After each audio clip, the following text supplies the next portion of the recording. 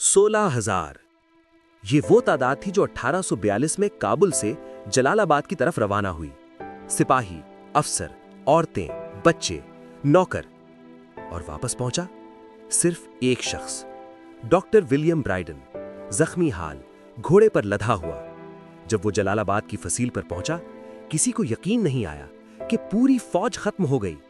ये पहली एंग्लो अफगान जंग का अंजाम था और ये बरतानवी सल्तनत के लिए ऐसा दाग था जो कभी नहीं मिटा। लेकिन हैरत की बात यह है, बरतानिया ने सबक नहीं सीखा और दोबारा आया। 1839 बरतानिया ने फैसला किया अफगानिस्तान पर एक दोस्ताना बादशाह बिठाना है। शाह शुजा, जो पहले ही तख्त से हटाया जा चुका था, उसे वापस लाने के लिए 21,000 फौजियों की फौज रवाना हुई। काबुल आसानी से फतेह हो गया। शाह शुजा तख्त पर बैठा। बरतानवी खुश थे, लेकिन अंदर ही अंदर आग सुलग रही थी। दोस्त मोहम्मद खान, जिसे हटाया गया था, उसके पश्तून कबाइल बरतानिया को कभी कबूल नहीं करेंगे।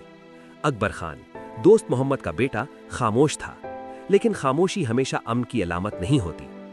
नवंबर 1841 काबुल में बगावत।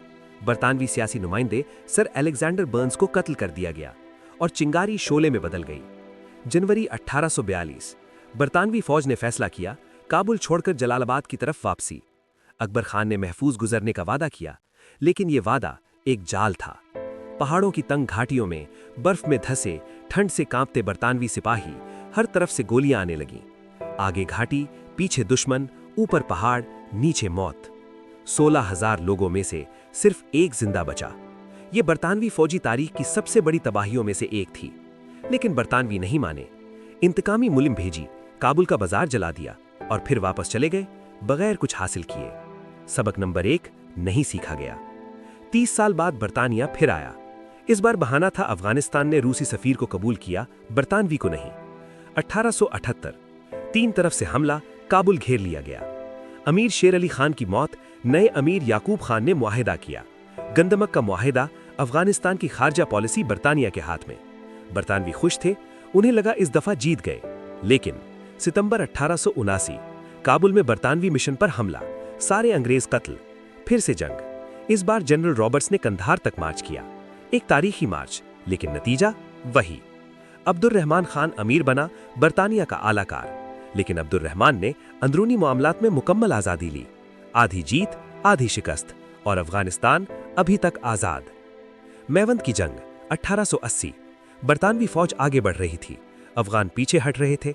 और फिर एक नौजवान लड़की मैदान में आई, मलाली। उसके हाथ में वलाता था, अफगानी टोपी का कपड़ा जो बतौर झंडा लहराया। उसने ललकारा, ए जवानों, अगर मेवंद में शहीद ना हुए तो शर्म से जियो, खुदा की कसम। अफगान फौजी रुक गए, पलटे, और बरतानवी फौज को ऐसी शिकस्त हुई जो इस जंग की सबसे बड़ी शिकस्त थी।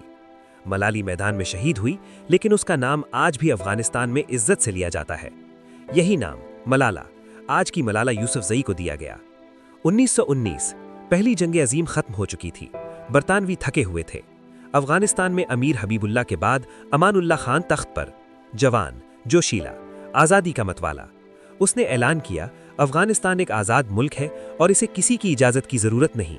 बरतानिया ने फौज भेजी, लेकिन इस बार अफगानों के पास जदीद हथियार भी थे, जर्मनी और तुर्की से मिले हुए। जंग मुख्तसर थी, लेकिन नतीजा तारीखी। रावलपिंडी का मुआहिदा 1919 बरतानिया ने आखिरकार तस्लीम किया अफगानिस्तान एक मुकम्मल आज़ाद और खुद मुख्तार मुल्क है। 3 जंगें, 80 साल, लाखों जाने, और बरतानिया खाली हाथ। लेकिन आज़ादी मिली तो क्या अफगानिस्तान अमन से रहा, या आने वाले तूफान इससे भी ज़्यादा खतरनाक थे? अगली किस्त में कम्युनिज्म, बगावत और सोवियत यूनियन का खौफनाक फैसला।